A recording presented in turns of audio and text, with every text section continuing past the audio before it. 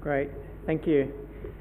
Spiro Callis, the manager of MOBILEMUSTer, and today I want to share with you some of the insights and learnings on how we partner with social causes to motivate or create added incentives for people to recycle their old mobile phones and accessories. Certainly what we know today is people's attitudes when it comes to managing their old devices is changing, with more options available, more so now than ever, which include passing it on to friends and family, selling it online, and also obviously recycling at the end of life. So I want to share with you the types of social causes that we use. Do they work? And also touch on a little bit on the changing landscape when it comes to recycling versus reuse.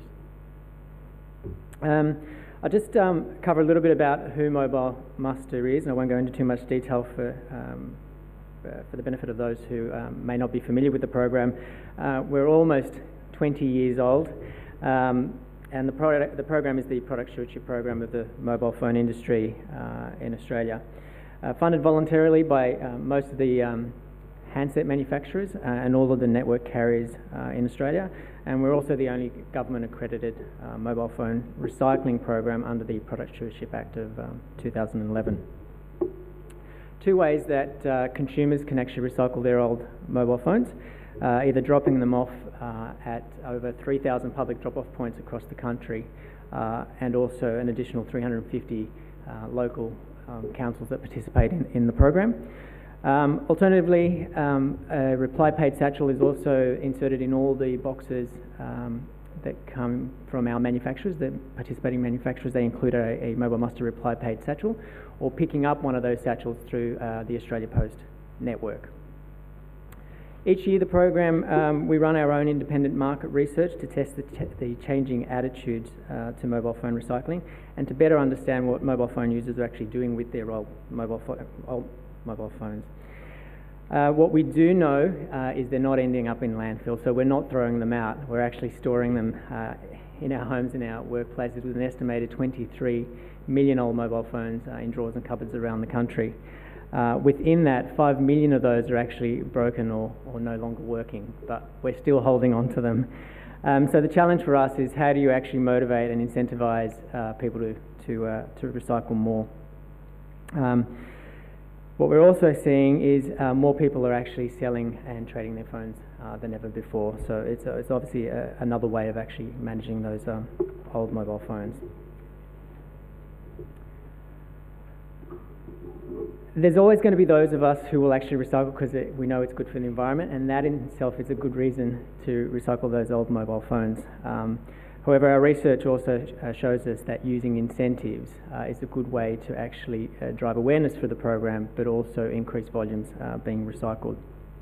So what we wanted to test was what type of incentive would work best. So either a personal financial reward for the user, or helping someone in need within the community, so a charity-based incentive. Not surprisingly, over 80% told us that they would actually recycle their old mobile phone if they personally benefited financially. And receiving a dollar value of greater than $5 rated quite high. So $5, 60% told us that they would actually recycle more, right up to $25, where we saw 80% of users telling us that they would actually recycle more. Obviously not sustainable when you're trying to run a product stewardship program. The program is certainly not set up financially to offer those types of incentives. What's really interesting, we also wanted to test a credit voucher, so receive a $5 credit voucher at your local supermarket versus receiving a $5 credit at your mobile phone retailer, and the supermarket credit option rated a lot higher. And I guess that comes down to the fact that $5 actually does buy you something at your local supermarket, whereas $5 at your mobile phone retailer requires you to add additional funds to purchase something. What's really interesting is those lines up there, the financial benefit, we're also seeing those over time declining. And the reason for that is it's also in line with what we're seeing is that more individuals are actually selling their mobile phones. So they are personally benefiting financially and getting a greater financial reward by selling the phone rather than being provided a financial incentive through a product stewardship program like MOBILEMUSTER. The charity-based incentive, two key takeouts for us here. What rated really highly was a financial donation to a charity, or alternatively providing your phone to have it refurbished and again provided to a local charity for the purposes of reuse. And also supporting local charities rated a lot higher than actually working with overseas charities, so sending the money overseas or sending those used mobile phones overseas. So based on these findings, over the last number of years, we've partnered with a variety of charity partnerships to build awareness of mobile phone recycling within Australia, and also to give mobile phone users an added incentive to recycle their old mobile phones, especially when we're seeing 5 million that are actually broken, no longer working, so to get over those challenges. So over the last summer, so this is our most recent campaign, which ran through December through January this year. We developed a campaign called Mobile for a Meal, and which was a partnership with Oz Harvest, which was a great way to tackle two of the fastest growing waste issues within this country: food waste and e-waste. So over summer, for every mobile phone recycled through MOBILEMUSTER, we donated the value of a meal through the Oz Harvest program, and we supported the campaign with outdoor advertising, radio, social media, and traditional PR. And what we found worked really well with the partnership is that the Oz Harvest brand is quite strong at a grassroots level, so with local arms all over the country, and people very familiar with the brand, the work they do, and obviously the yellow vans that you see driving around within your local community. We set ourselves the target of actually recycling over 60,000 mobile phones during that 3-month period, which would allow us to deliver 60,000 meals during the campaign through Oz Harvest. So did it work? What was really different about this campaign, more so than run in the past, was that the campaign created a halo effect. So what people were telling us is that more people recycled after seeing that campaign, along with seeing the collection units in store. And I guess from our perspective, it highlights the value that our collection partners actually play, not only acting as collection channels, but also acting as advocates for the program and actually promoting the campaigns that we do throughout the year. Also, what we saw is people who had seen the campaign had a greater intent of recycling in the future. So this campaign allowed us to not only raise initial awareness and drive collections during the campaign period, but also build future awareness, and also allowed us to educate people that when they were ready to dispose of those old mobile phones, and recycling was that option, knowing how and where to do it was really an important outcome for us. The campaign resonated really well with those, again, who saw it, with most people recycling, telling someone about it,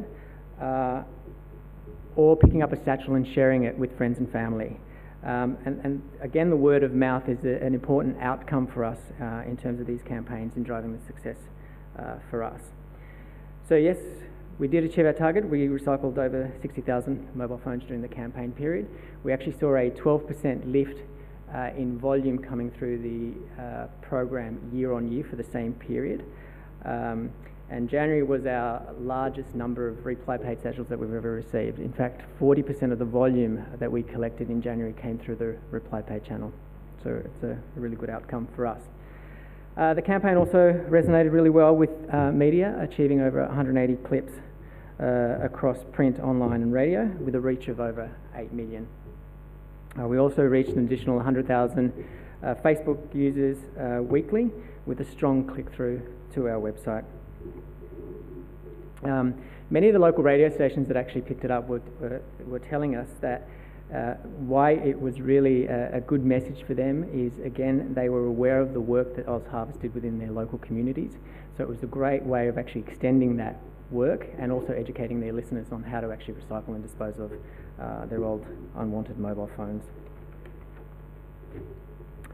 I do want to touch on a little bit about local councils, because they are an important part of the education element and also the collection network for our program. Again, we had the greatest level of engagement of local councils for any of our campaigns, and they act as a way of educating their residents, but also acting as a collection point for us. So we developed specific assets to help them get that message out, and that included social media tiles, localised media releases, email templates and images and copies that they could actually use to share through their network. And the results were quite evident for us. Collections coming from local councils for the campaign period were up by 22% year on year. So a great result. And I think if you can get the campaign right and the campaign message right, you'll get better engagement, certainly from your collection partners. So do they always work? If you remember back a couple of slides, I talked about people were also motivated about the idea to be able to give up their old mobile phone and have it refurbished and supplied to a local charity for the purposes of reuse. So off the back of that, we developed a partnership with Able Australia, and for those of you who are not familiar, Able Australia do a lot of work working with deaf and blind people within the community and helping them stay connected.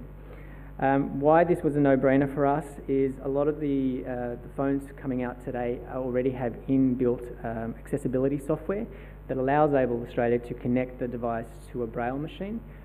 So those individuals can send text messages, read emails, and share that with friends and family. A lot of that stuff we take for granted. So it was a very, very valuable partnership that also showed the value of mobile phone technology.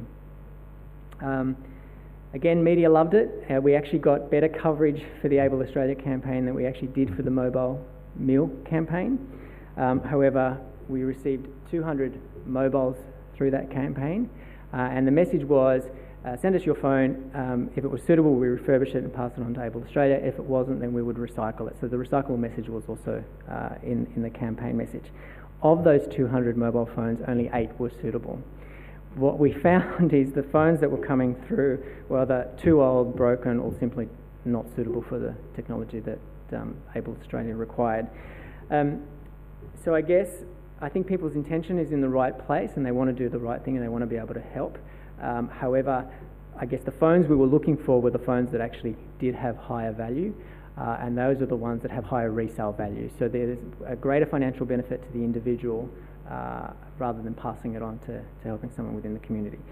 In saying that, we will run with the campaign again this year, but what we're looking at doing is how do we actually involve our members to potentially maybe provide us devices that are more suitable and also to continually grow that partnership. And I think what we need to focus on is how do we actually revise our message to get a better result for our program and also for Able Australia. So what's next for us?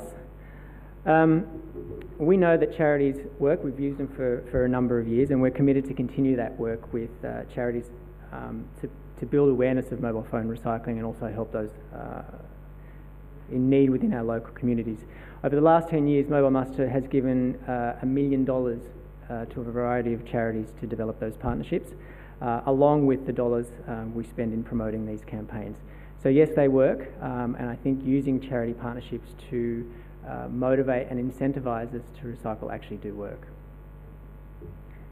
Thank you.